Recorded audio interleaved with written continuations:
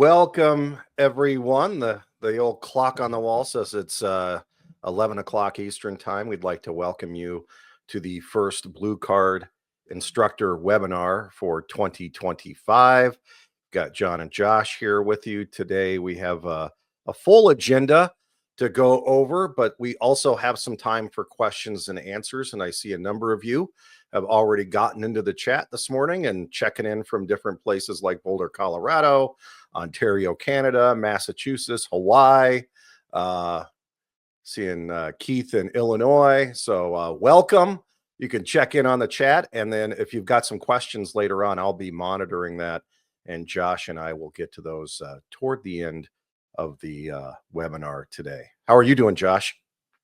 I'm good. I'm doing real good. We got a most snow we've had in Cincinnati since 2008.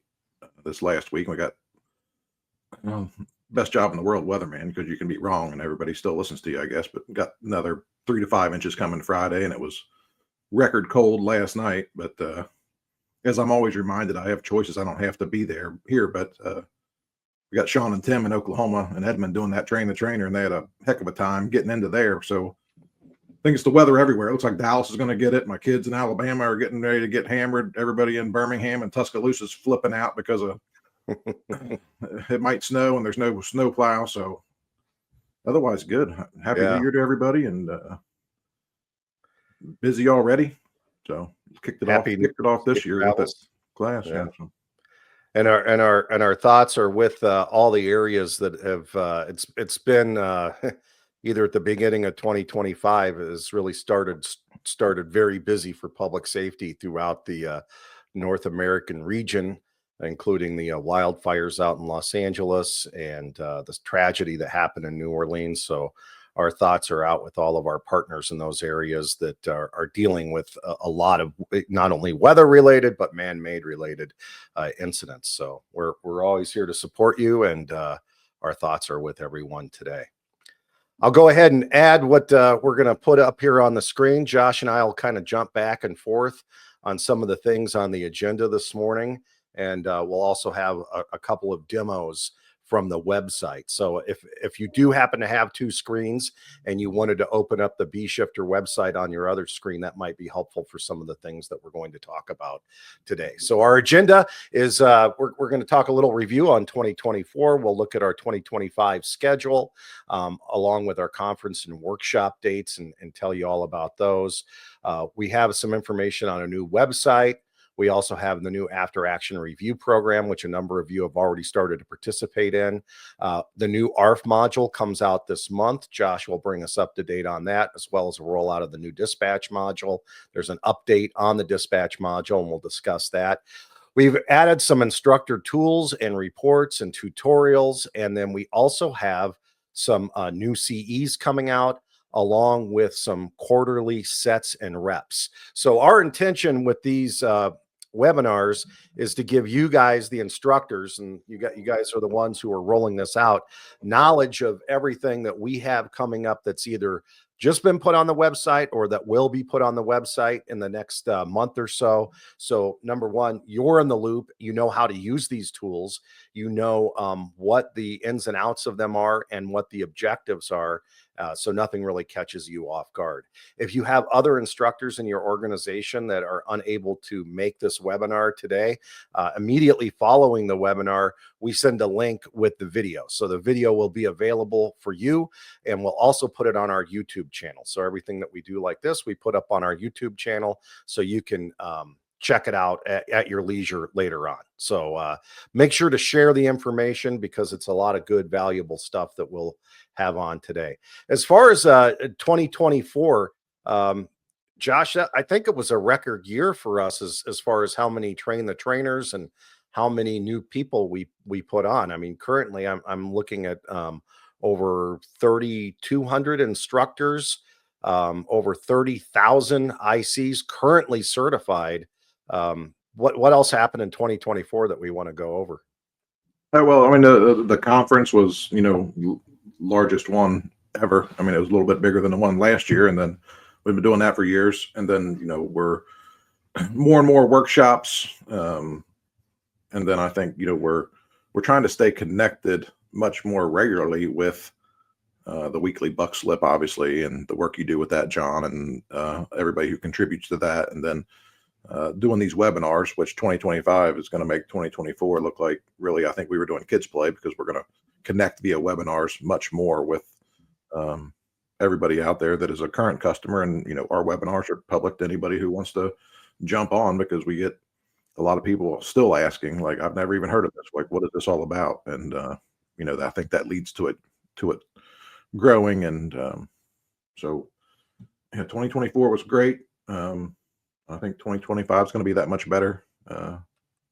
Looking forward to it. We're already, like I said, we kicked it off this week in Oklahoma, and then every week for the foreseeable future, we're somewhere. And looking at our dates, and I know this is very small, and following this webinar, we'll send these dates out to everybody so that you have them. But either we are at the AVB CTC in Phoenix. We've talked about that facility quite a bit. If you are in Phoenix, or you want to come to one of the workshops, or send your folks out to the Train the Trainers in Phoenix, it really is a great experience. Not only do we have Bruno's Engine 1 there, and a museum honoring Alan Brunacini, we also have the Hall of Helmets, where you'll be able to see a number of the blue card departments that are participating of Sinus helmets. It's in our entry area. The classrooms are great, comfortable. We feed you well. It's just a really great overall environment that we have in Phoenix. So every month, just about, we have a Train the Trainer in Phoenix. Our exception right now is a couple of the summer months. We don't, July and August. However, if the demand was there and folks want to be in Phoenix when it's 120 degrees, we'll be happy to add another one during the summer. And then we have a number of workshops on the road. Josh, one of the questions that we get, if you could answer it, is if somebody wants to host a workshop, what does that take, and what's the availability for the rest of 2025? Yeah, so the workshops are all based off of having 40 students, give or take, a few here or there. And then obviously we just need a facility for that. So we typically task an organization that wants to host that with, coming up with, at least half of the students, before we'll even give a date out. So 20 or more, and then we'll post it publicly to, try to fill all the rest of those seats. But either way, we want to get the 40 students in those. So the Mayday workshop, the Vision Ops, Expanded Command, all of those are based on 40 students. The critical thinking and decision making, which you'll see already, we have, I think, 3 Mayday workshops and 3 or 4 critical thinking classes, and I think there's 5 or 6 safety Train the Trainers for this year already. So the safety Train the Trainer is a little bit different. So that's based. We really like to get like 15 people for that, because it's a Train the Trainer class, 2 days. And if you're looking for more information on it, you can email me, or you can look on the website for additional information on that 2-day Train the Trainer class. And the price breakdown on that's obviously different. It's $9,500 for 2 days. You keep the prop, you get all the curriculum, and then you get any updates that we do to any of the presentations or anything that go along.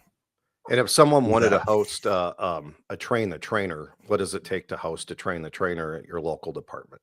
Yeah, so Train the Trainer, we want a minimum of 8, and we've changed our model around a little bit. We used to say a max of 12, but we'll just, as long as you have a facility that we can make it work, we'll go up to 16. We'll just send additional instructors to the class, so that we maintain that 1 instructor for every 4 student ratio, basically because of time to get all the students through, all the objectives that they need to get through. So coming up with 8, it doesn't seem to be, too much of a challenge for people, because, if you're east of the Mississippi River and for whatever reason your city is part of that ICMA group that's not sending people to Phoenix and Orlando and Las Vegas and all of those other places anymore, I think it saves on the budget for travel, and you can potentially train more people because you're not paying all the money to fly people across the country or go somewhere else. So the Train the Trainer, minimum of 8 students, typically a max of 12. Right now we're working on really like early summer through the rest of the year. And when you look at the calendar, you'll see that we have we have stuff about every month already till the end of the year. But we have the capacity to, run more than one class at a time in most instances. So, And September 29th, we kick off the pre-conference classes in Sharonville for the Hazard Zone Conference.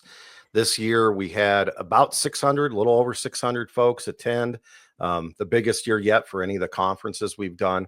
We've added a couple of pre-conferences. So tell us about the pre-conferences, and then I'll go to the next slide. But those dates are on here right now if you wanted to look at it, and Josh will explain what the pre-conferences are and a little more about the 2025 Hazard Zone Conference.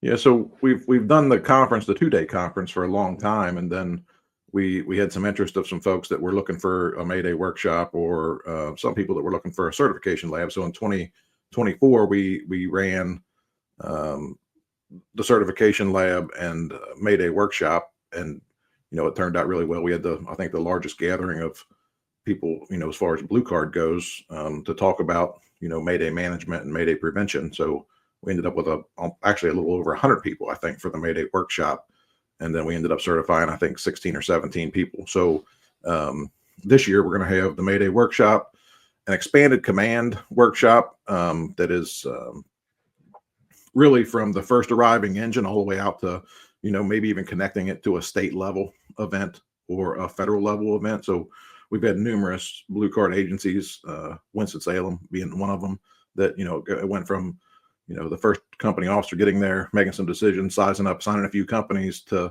escalating to a, several week-long event in the recovery of long recovery from the fire that they had at the fertilizer, facility a few years ago. So, and then we got numerous other agencies that have, had that same kind of thing. So we always get asked, how does Blue Card align with when this thing grows beyond a house fire? And it's like, well, one thing, Blue Card is all hazards program. So, the hazmat program, and really it's a decision-making piece and a system that we use to manage all hazard events. So that's why that lines up to the ARF program. It lines up to the TRT work that Grant Light and Chris Stewart are doing. The dispatchers, connecting them to it. So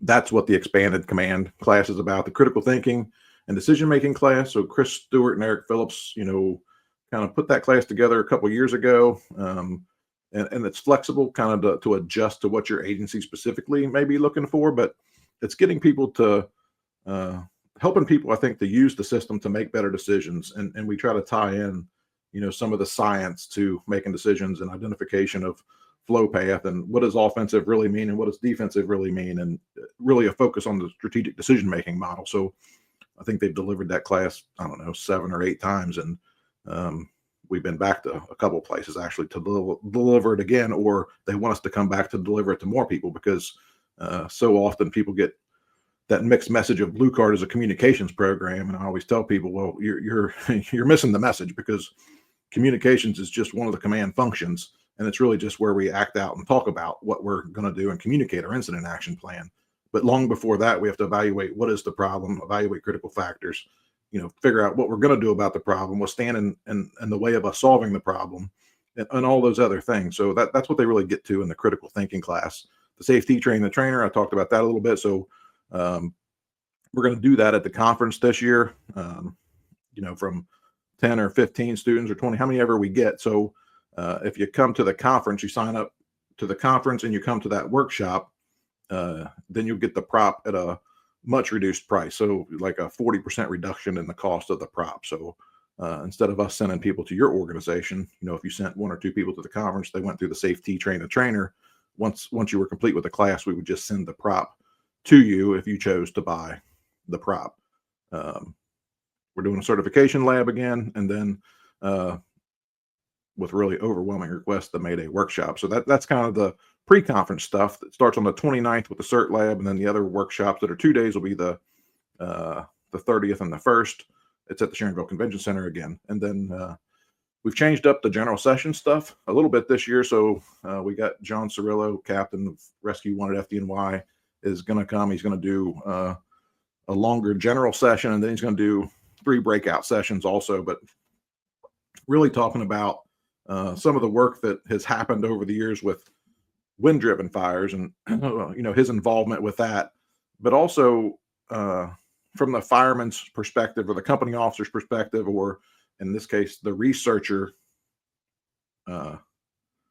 perspective of what's going on in this fire environment. Why does it look, the way that it does? Why has it changed the way that it does? So I think it'll be good for everybody to hear that from his perspective, all the way talking back to, some of the stuff they did with, the wind driven fire stuff for high rise, but, connecting that to everything else we do. We got Shane coming back to talk about in a general session and breakouts, current status of some of the sprinkler stuff that's going on. There's obviously going to be some regulation changes, and that happens anytime that there's a, change in government. So, kind of an update on that, some of the new building construction stuff that's going on, some of the things that are coming down the road with sprinkler systems and what that really looks like. And then, it's always good to hear the update on the big events that, that were sprinkler controlled that went well. And also, hearing about like, when did it not go so well, so that we all can learn from that and do things differently. And then obviously Dan from FSRI, every event, every show that I go to, I try not to miss what he has to say, because a lot of people say, oh, it's the same old thing, it's just science. And it's like, well, he always has a new update or something new that is going on. This year, him talking about the fire with a tire, blowing up. And it's like, you don't think about that. We've all been to car fires and the tire blows up, but you don't think about it being on a loader with a 8-foot tall tire. And when it gets hot, what really happens to that, and, the percussion that makes, and, what that damage is going to be on the other side. So it's always good hearing, Dan. So those are the big general session thing. So it's a bit of a different, little bit of a different lineup. And then we got one other person that we're probably going to plug into a general session. We're just waiting to make sure that the dates all line up and that he can get in and out. He's already got maybe a conflict. And then just like this year, we're going to have the breakout sessions with actually about 8 of the presenters will be different. So offering different classes, not the same thing. So, some of them will be, similar, but you can't see them all anyway. So, this year you were only able to see 5 of the breakouts. So we offered 16 different breakout sessions, but you could see 5 of them. So we're actually changing it up a little bit. So if you've been the last 2 years, you'll have plenty of opportunity to hear or see something else new that is current, as well as getting some update from some of our group on what's going on with what's the outcome from some of the after action stuff. So that's really what's going on with the conference. People are already signing up. We had some people actually signing up, right after the conference ended this year and right before, year's end. So the workshops will, be the ones I think to fill up first. So in order to come to, they go together. So the conference, you have to come to the conference to come to the workshops. So the registration is available on the B-Shifter website already. Just go to bshifter.com to the events page if you want to sign up for that. So looking forward to the 2025 Blue Card Hazard Zone Conference and seeing folks out there. Next week is a big launch week for us, the ARF-IC certification. This program is great whether you've got a large international airport or a small municipal airport, you're just likely to deal with aircraft emergencies. So tell us about the ARF-IC certification, Josh. Yeah, so there's a group. Jeff King was kind of the lead putting it all together piece. But between Jeff, Chris Stewart, Sean Glazer, JT from Hawaii, and then really a handful of other folks that work at airports. Some of them that already do Blue Card or have, a connection to Blue Card, put together, this ARF module. I don't remember how many years ago it was, but Blue Card landed in San Francisco when they had their event, maybe, I don't know, maybe it was 2010 when that event happened, I think. And they actually did a trainer and trained everybody there. And then I think Detroit Wayne's been doing Blue Card for quite a while. And then we've just seen a bit of an uptick in incidents in, suburbia. So the ARF program's really built around a lot of things with airports, but it's applicable, I think, to, every fire department in the and the world, has airplanes flying over. And, actually, since I started paying attention to it, I think we share every single day some sort of an aircraft that goes down. So it's just another piece or component for organizations to connect to of what is best practice? What do we do when that airplane, goes down? So next week, Chris Stewart and I will be in Florida at the ARF Symposium. We're doing a presentation on the Blue Card ARF module there. Kind of the components and pieces of it. There's a Blue Card SOP for ARF response, an online piece. Currently, there's 3 simulations, but that's going to get expanded, and then it ties to a certification. So we've had folks from Loveland, Colorado reach out already, along with many other airports that are like, where's this module at? Because they hear about it, and then obviously it takes time to build it out and then refine it and then send it back through the grinder again. It gets refined again, and it's actually live on our administrator's website right now. So it's actually loaded up, and we're going to be pushing that out, like I said, and like you said, next week at the ARF Symposium in Florida. So we'll have more information on that. And if you have questions on it, we can connect you to the masterminds behind putting that together and what all that really means and looks like and so on. Josh, is that a standalone program, or will people need to be Blue Card certified in order to do the ARF IC certification, like the hazmat cert? No, so it's a standalone program, because there's, I'm not an ARF guy, but I was really, I guess, unaware that there's so many airports that they really just do ARF. But the more we talked about it, it's like, well, they do, but if that airplane happens to be next to a hangar or in a hangar or, at the gate and it's on fire, they're still going to do something with that. So I think it all ties together. But if you're not currently Blue Card certified, it's just, a large airport that only does ARF response and they really don't leave the airfield, and they don't do structural stuff, it is standalone, that they could still get certified only as ARF. But I think, like we talk about so much, we like nurses, right? They got 10 different certifications. So they got a basic, main platform, and then they're got so many other add-on, certifications that they're connected to. So this is the same thing. All right. Very good. And then our dispatch certification has been up and live for a while, but we revised it. So there's a version 2. Tell us about version 2 of the dispatcher certification. Yeah. So when we switched gears at the conference last year, so 2 years ago, and when we went to a new platform, we'd already had some feedback that some of the things we need to update, change, tweak to align maybe better or, function better with dispatch centers.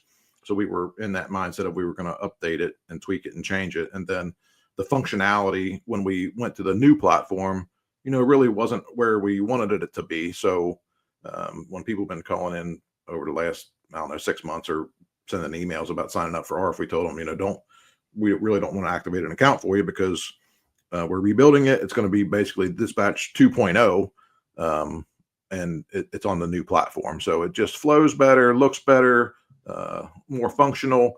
And I think it's 2.0, and it has, some feedback and some changes made based off feedback from people who've gone through the program. So we still get a lot of interest in it.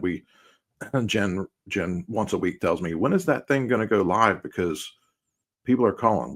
They're waiting to put people online.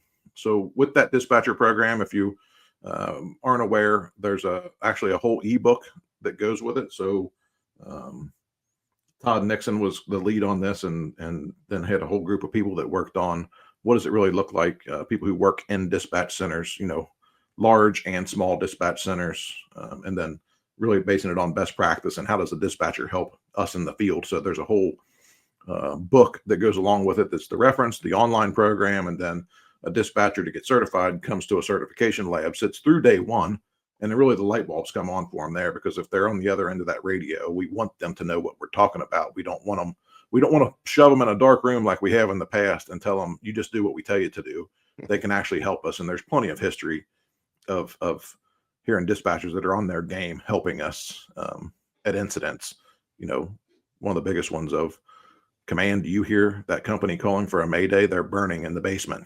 and we want them to engage, but they won't if we don't train them. And that's been the problem. So that's where this whole thing came about, is how does a dispatcher connect with us and help us really on the fire ground? And, if we don't train them, then it's our fault. Then we shouldn't be mad of what they do or what they don't do. All right, we have some new CEs coming up. I'll cover the first one. We have our Silverback Leadership Series, and in the Silverback Leadership Series, it's Terry Garrison, Nick Brunacini, and they're taking the work that had been done previously by Alan Brunacini and really collected it into this ongoing educational piece called Silverback Leadership. Prior to Bruno leaving us in 2017, we were very fortunate because he was very engaged with not only showing up to train the trainers, but also presenting at our conferences. I mean, he was the guy who really guided us, right? So we've taken all of that work, all that management philosophy, leadership philosophy that Bruno had, and we're putting it into the program called Silverback Leadership. So when you see that the Silverbacks are on the B Shifter podcast, which is available on Apple, Spotify, and anywhere you get podcasts, if you have not already subscribed, please do. When you see the Silverbacks on there, we're talking about it. And then when you go to the CE section on the Blue Card site, you'll start to see Silverback Leadership modules. So module 1 is up. Module 2 it will be up in the next week, if it's not up already. And we're just going to continue to add to that. And really the important piece of this is that philosophy that Bruno had is something that so many people try to harness and learn from, because he was certainly successful with it. And if anybody worked around him like we did, it's something we try to emulate, because the virtues that he had are really one of a leader, and a good leader in the fire service. He was called America's fire chief for a reason. So this next module is really talking about the work. And I love how Terry and Nick really frame this in a way that puts the work first. So often in the fire service, we get sidetracked with the politics and what the badge looks like, and policies that really don't have any positive outcome for what happens with Mrs. Smith. And this really puts it back to the work, where we're talking about that being the focus, and that service delivery piece, not only customer service that's good, but us being good at our jobs, and us as leaders making sure that is front and center with everyone all the time. So it's a real exciting educational piece. It is added value for any Blue Card user. So anybody that is a Blue Card IC has access to the Silverback Leadership program. And we are all actually planning on doing a few live classes. There won't be a lot, but there'll be a few live classes coming up. But the real way to connect with these and also continue to build your CE hours is to go online to the continuing education section, look up Silverback Leadership, and start digging into it. It is really good work.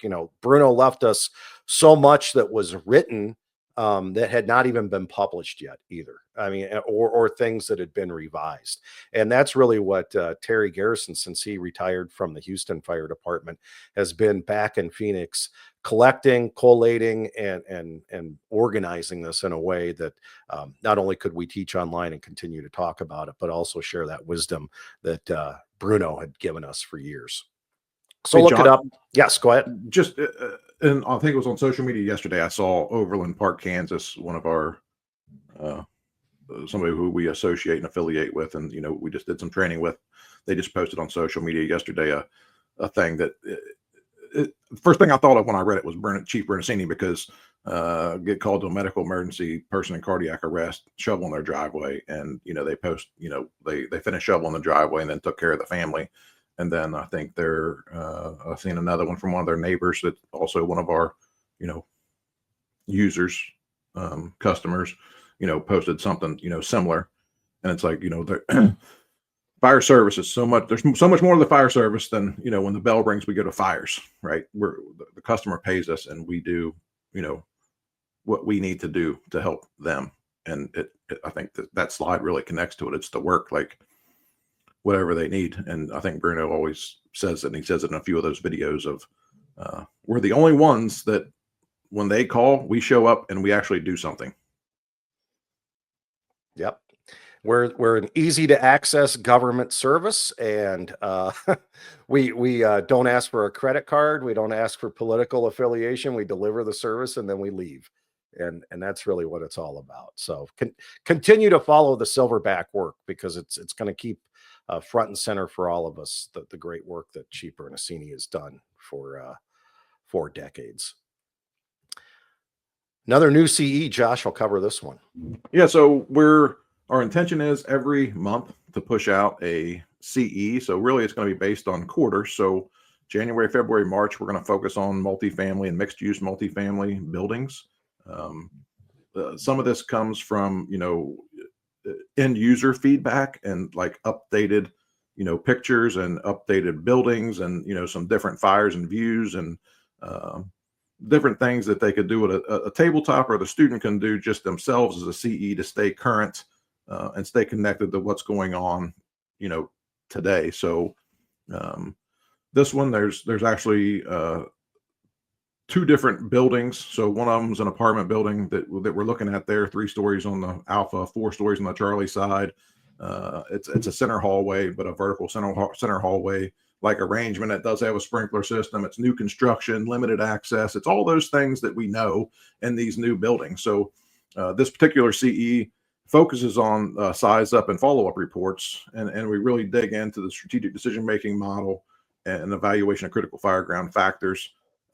Each one of these CEs is going to be about an hour. So we're going to push this out on the 13th or 14th. So it'll be next week. It'll be live. It's actually already posted. It just hasn't been turned on yet.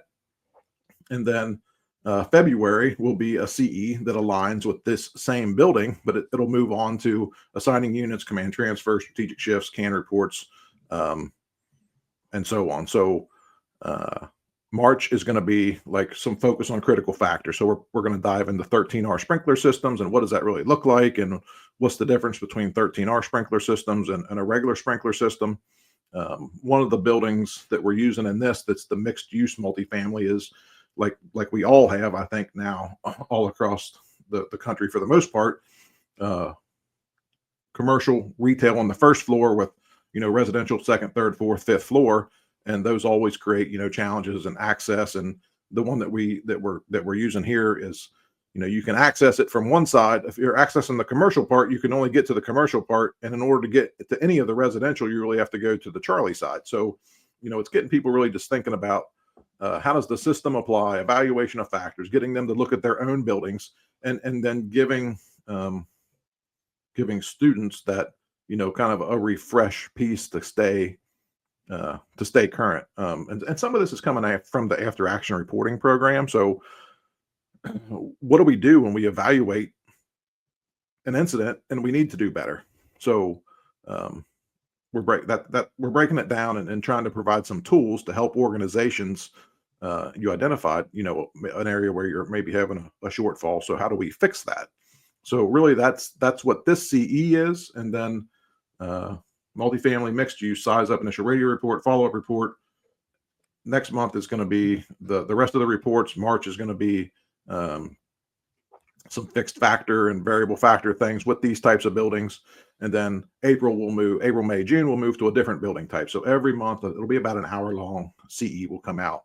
That'll be updated, current, new on, things that we face today. One of the things we're going to do that we don't really have much of right now is, besides the pizza parlor fire that's in a strip mall, is these standalone restaurant and commercial buildings. And, we're still facing every single day people making a stance of you got a pretty well involved standalone, fast food restaurant, and we know what goes on in these places, and past history of these places. So we're gonna do a little piece on those buildings.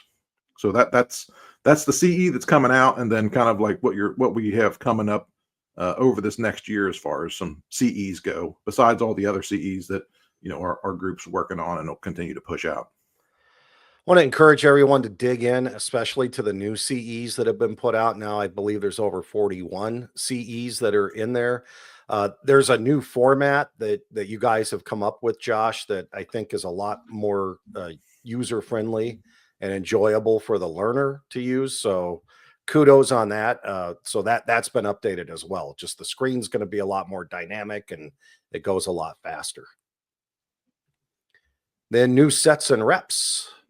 Yeah, so every quarter there'll be a new sets and reps that'll get pushed out that will align with those buildings. So Sean Glazer has done, a lion's share of the work on this sets and reps part, as far as building them out and adding fire and adding description and laying out all the parts and pieces of multiple different fires and in the same building. So not multiple different fires at the same time, but the same building but 7 different fires. Well, that creates a totally different picture of what's going on and what you're going to do and how you're going to deploy and how many resources do you have and all of those things. So the sets and reps will be posted in the instructor download center in a folder that is named CE sets and reps. So once a quarter, we'll update and post the new sets and reps in there for whatever building type we're doing that quarter.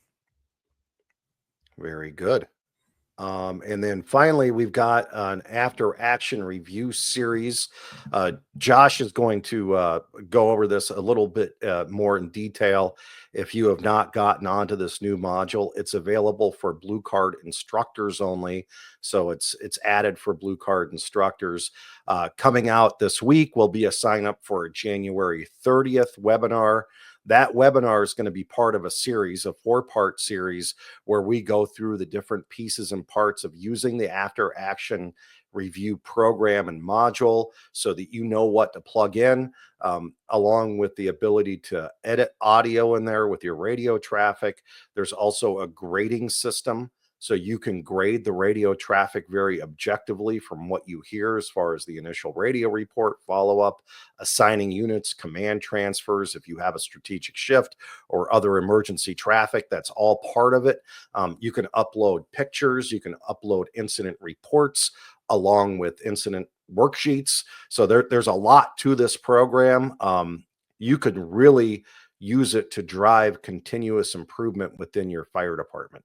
I think Eric Phillips, who has been the lead on this, says if you can measure it, we need to then improve upon it. And that's always been one of Blue Card's things. Again, going back to Chief Bruno, is we have to be in a mode of continually fixing ourselves. So how do you do that as an organization? We've come up with this after action review program to allow you to do that. Josh is going to show us right now where that's located on the website, how to get into that, and kind of the real 30,000 foot overview. But I want to invite you to participate in those webinars, or at least have someone from your organization do that so that they can become better acquainted with what's going on with the AAR and how to use it within your department. Anything else on the AAR? Do you want me to share your screen now, Josh? Yeah, if you want to just share the screen. So the AAR, we have several hundred completed AARs that have been entered by fire departments. We've had a ton of fire departments that said, "Hey, I'm going to send the audio. Will you guys review this for us?" And that's not our intention. That's not our purpose of this. It's a tool that's there for you all to enter the information yourself. And the webinars will be a perfect place to connect and figure out, like, how do I really use it and how do I fill it out and all of that. And then, as always, you can reach out to us anytime, and we'll be more than happy to walk you through it, talk to you about, like, what does it really look like when you do the report, and then what can you do with it. So as an instructor, you'll have in your list of options over here, it'll be a column in an area that says after action reporting, and then you'll only see incident reports. So when you click on incident reports, it just takes you to your incidents within your organization. So this is just obviously showing some B shifter ones that we've messed with and entered and did as trials and tests and so on. So you'll have a list and you'll have all of yours there. So that's where the incident after action piece will be. So after action reporting, go to incident reports, then you can create a new report. So we actually have embedded in the program are tutorials on how to use and build out your after action for every single page that's in there. So in time, we'll have a tutorial probably that's disconnected from that. And I think that all those tutorial videos are currently on our YouTube site also. So if you wanted to take a look at it there, but we wanted to make it convenient. So when you're building a report, you could just go right to that page. You can click the tutorial and it'll tell you, you know, how do I really fill out this page? What do I do with it? What does this really mean? And then while I'm here, I just wanted to hit the instructor in this instructor download. So as an instructor, if you go to instructor downloads, there's a tutorial folder that's near the bottom. So if you click on that tutorial folder, we're putting tutorial videos out on the system, the worksheet, how do you manage the worksheet, and I actually have 2 more tutorial videos that'll be getting put up probably yet this week, or if not this week, next week. And really the tutorial videos come about based off of the phone calls that come into the office with questions, so that, you know, you can just jump as an instructor to a tutorial section, click on the tutorial of whatever you're trying to do, and then, you know, it gives you, really walks you through the process, gives you the answer. So CE priorities and email notifications. So, you know, we get that a lot. Hey, I didn't get notified that these people were expiring. Well, if you just watch this tutorial video, you go into your CTC, you can update, change, tweak what emails you get and don't get as an instructor, as well as, you know, posting, you know, CE priorities. What CEs do you want them to do first? What CEs do they have to do before they can do anything else? This one on running reports. So a lot of, I think for the most part, we're getting pretty good with Excel documents in our industry, or there's somebody that can, you know, manage and manipulate Excel documents. So this report on this tutorial on reports, if you go through that, it'll spit out a Excel document that is for your organization on certification, how much time's left, who needs what, all of that. There's a tutorial on preparing for a 3-day cert lab, the new worksheet tutorial, downloading simulations, transferring them to an iPad. So this tutorial section is going to continue to grow also. And then I don't think everybody has it yet. It's just on the admin site right now, just because they haven't made it active. But Dispatcher 2.0 is going to be, it'll be posted there. And then I was happy this morning when I logged in that we have the ARF loaded up. It just hasn't been pushed, you know, public to everybody yet. And you wouldn't see the ARF unless you actually, you know, signed up for it. So we continue every single day to refine and update and tweak, you know, what we do to make it the best that we can make it for you all, the customer. And we do that based off of feedback and information that you send to us. It's really not us sitting in a room, you know, with some kind of mastermind of this is what we're going to do. It's all about, you know, what do we need to do for you all. So. Very good. Well, we do have some questions. If I can start throwing some questions your way, and I want to invite anyone who has a question to go to the Q&A section over on your right-hand side and enter your questions. We'll try to get to as many as we can in the next 14 minutes or so. So first question from Eric here: is there going to be open to program administrators that does not have instructor credentials to upload information? Speaking of the AAR module, I think. Yeah. So the AAR module, we're getting ready to launch an admin function where they can see how well the organization is doing, and they can see reports, but they will not have the ability, unless they're an instructor, to enter, update, or tweak any information on an after action report. All right. Oh, I glossed over that one. Can multiple instructors work on the same AAR? So the AAR is tied to that single instructor. So as far as a couple people logging into it, that the answer currently is no, but that's something that we could down the path look at in AAR 2.0. All right. From Tony, for incident reports, can mutual aid agencies who are blue card share their incident reports with other instructors? There is a feature, if you can explain how that works, Josh. Yeah, so once you complete an after action report, it actually creates a link and you could share it with anybody and everybody that you wanted to share it with. So it becomes a view only document and they're viewing it live from the site. So they can't change it, tweak it, update it, do anything with it except for view it. So um, we've had a considerable amount of fire departments that have completed an AAR and then they send it out to folks. So Chief Lester at Cobb County did one on a VES that they had uh, within the last 6 weeks or so, and then he shared it with us, and then I think within their organization they shared it with the people who were there. So uh, it's a good tool to share of, hey, this is what it looks like, this is what it sounds like, and it's also a good tool that you can share it out and say, that this is the findings and this is what we're going to do. So at the end of the AAR, if people aren't aware, there's a lessons learned and what do we do good and what can we do better page that's been added, and we're seeing a lot of people that are using that. So they do the AAR, and then based off of that, they kind of at the end of it, there's kind of a final report page. So what are we going to do with this? All right. From Vince, with the new sets and reps, will they be under downloads and identified as new ones in the separate folder? Yeah, so they'll be in the download section in the simulations area in a folder that is sets and reps CE, so that they're identified a bit different than the sets and reps that you would use before you were going to do one of the specific building types for certification. All right. And then from Andy, will the sets and reps be available for only that quarter, or will they be dated and available forever? Yeah, the sets and reps, once they're in that download center, they'll be there forever. All right. Jesse, are the Sims sets and reps best supported on an iPad? Yeah, so I mean, we use iPads and we don't seem to have an issue. I mean, we ship our 5-6 sets of iPads, have more mileage than any of us anywhere traveling the country and the world. So we don't have any issues with iPads. I can't tell you the last time.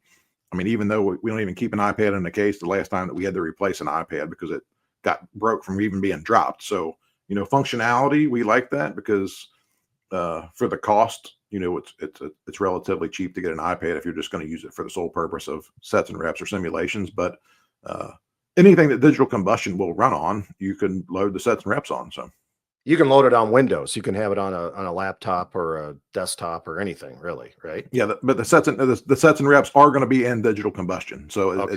it'll have to run on a device that has digital combustion. And that's one of the reasons why we give all instructors an iPad once they get certified too, so they can access that information. Another ARF question here from Paul: is the ARF course a CE course, or how do we access it once it's released? Yeah, so the ARF course, so anything you do with Blue Card, what you could or would get potential CE for it. But since this is a standalone IC certification, it's just that, it's an IC certification. So once it's released, you'll be able to just like you would purchase an online account, that's how you would purchase the ARF module. All right.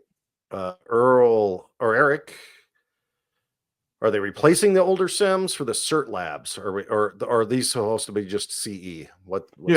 Yeah, so these sets and reps are there as another piece, another tool that you can use for maintaining certification. So these sets and reps align with the CE that'll be released every quarter. So the sets and reps that go with the simulations are tied to the certification lab piece. And then obviously after people are certified, you could use them, also. This is just kind of a new, refreshed, different building application of the same exact system that we use, but evaluating different fixed and variable factors and applying the system to them. So.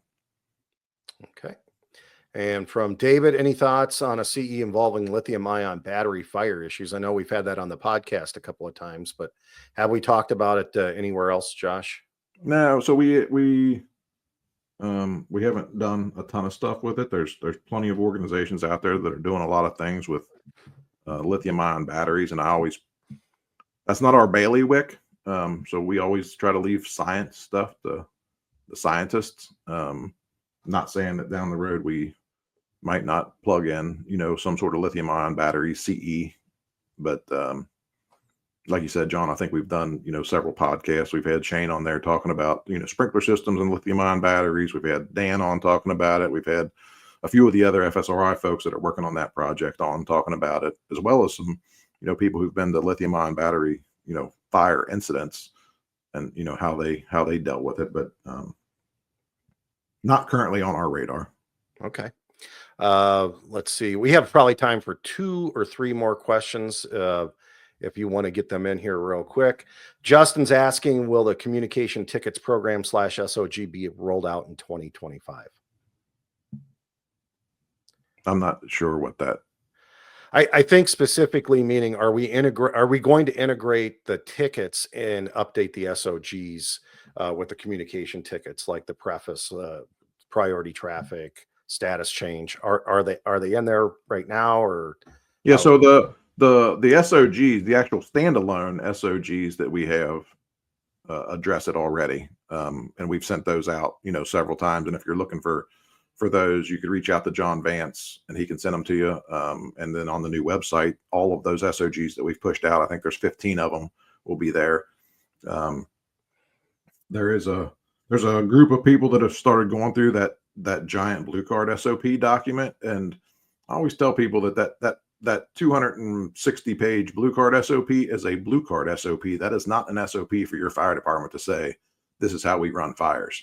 It's more of a reference document. So I think our standalone, 5 to 15 page SOGs that talk about incident command, radio communications, mayday management, strategic shifts, all of that, big box fires, they're current. And we have not dug into really addressing that SOG. I think that SOG will be the blue card SOG that's 260 some pages will get tweaked and updated when the 3rd edition of Fire Command, I think, gets posted. Okay. One of the things we wanted to hit, and we kind of glossed over it a little bit, is the new B Shifter website. Josh mentioned it earlier. So coming up later this month, and we teased this at the conference last year, but it's actually just about ready to go. When you type in bshifter.com, this is what the new website is going to look like. It's not going to take you directly to the Blue Card site. On the bshifter.com site will be all of the free stuff that we offer to the general public, the content that we have weekly in the B Shifter Buck Slip. So that'll be new articles by our industry subject matter experts that we engage with, our new podcasts, our new videos, our free uploads and downloads that you're able to get. So things like the new SOGs, things like the incident command worksheets, those kind of things will now have a home that you can go access. And the nice thing about it is you don't have to be a Blue Card subscriber to get this information. It's available for anyone in the fire service. So bshifter.com is going to have a little bit of a different look. So you're going to get a question, probably as an instructor, from somebody that'll type in B Shifter later on this month, and then they're going to see this and they're going to wonder where Blue Card is. Well, all you have to do is go up here to the Blue Card icon on the top of the page, click on that, then that'll take you over to the Blue Card site. So the B Shifter site, as we've always intended it to be, is kind of a pass-through to get the Blue Card and the other things that we do. So eventually there might be like a Silverback leadership tab up there. There might be other tabs for other programs that we have going. B Shifter's the collection point and the portal for all of that. Then you transfer over to Blue Card to get your Blue Card program. Over here right now, it's just rotating the same thing over and over again. But what you'll see once the website is live is the latest headlines that we have. So we whether it's a new article that we have posted, a new program that's going to be out, a new webinar that's been introduced, whatever that new information is, you're going to see over here in the rotating pane. And then also up here is a way to get to your articles, the podcast, the videos, the downloads. And then it's really cool because we're going to have an Alan V. Bernasini historical collection site on there as well. So you can dig into things on AVB. So really just a much larger collection of things that we're going to have for you coming up a little later on this month. But I know we're going to get questions on it because people are going to be confused. They're going to type into B Shifter and it's going to look different. As long as they click right here, and I'll show you, they click here on the Blue Card, that is going to get you over to the Blue Card site. So a little different, but a lot more content coming your way. And that also fixes the problem. A lot of people who subscribe to the B Shifter Buck Slip, which comes out every Tuesday, always has new information in it, but sometimes it gets jammed up in mail. All that information will also be on the website. So we're really excited about this, but just wanted to coach you as an instructor that you're probably going to get some questions on where Blue Card went. Blue Card's still there. All they have to do is click on the Blue Card icon on the top of the page, and that'll take them directly over to the Blue Card site. Anything else on that, Josh? No, it's excellent. Okay. Well, I think that's about it. We're just about 1 hour in. Do you have any closing thoughts or comments for the folks today? Yeah, thanks for everybody for getting on. Thanks for connecting with us. If you have questions, you can always email us, josh@bshifter.com. John's is there also, or you can call into the office. They'll connect you. If you're looking for a workshop, a class, got a question, need to just talk to somebody, having a hard time with some deployment piece, whatever, we'll connect you with whoever in our group is the mastermind behind whatever's going on, or connect you with the best person to answer your question. So as always, keep the input coming. We're always looking at refining and fixing ourselves, as we should be at our organizations and fire departments every single day also. So yeah, thanks again. Thanks, John.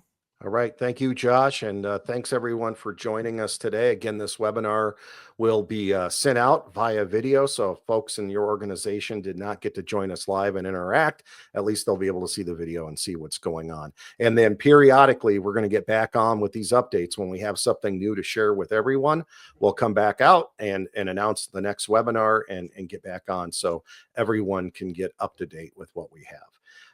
So either see you on the podcast, see you in person in Phoenix, see you on YouTube, see you back on the webinars. We appreciate everyone, and we wish you to stay safe. Take care.